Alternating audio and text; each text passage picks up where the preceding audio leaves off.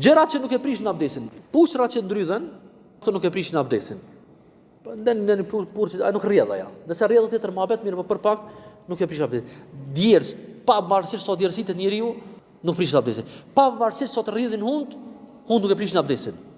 Prandaj kjo nuk duhet me qenë pengesë apo ngarkesë për askënd. Me prek njeriu trupin e tij, organin gjinitale, kështu me radhë, sepse këto të bëhen tema, ma bëni Allah po për me shpjegue, vesh njëri rroba të kështu me radhë, nuk prishet abdesi. Me prek në dytësirë, nuk prishet abdesi. Pastrohet dytësira, pastrohet dora, por nuk prishet, ka prek qenit, jarga qenit bërë dytësirë.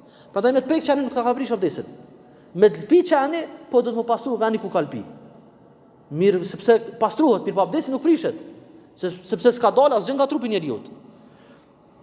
Kështu që eliminohet dytësirat dhe nuk prishet abdesi. Prerja e thojve, e flokëve. Këto janë dyshime. Prerja e thojve, e flokëve nuk e prishin abdesin thamë. S'ka dalë kur gjë prej trupit e njeriu.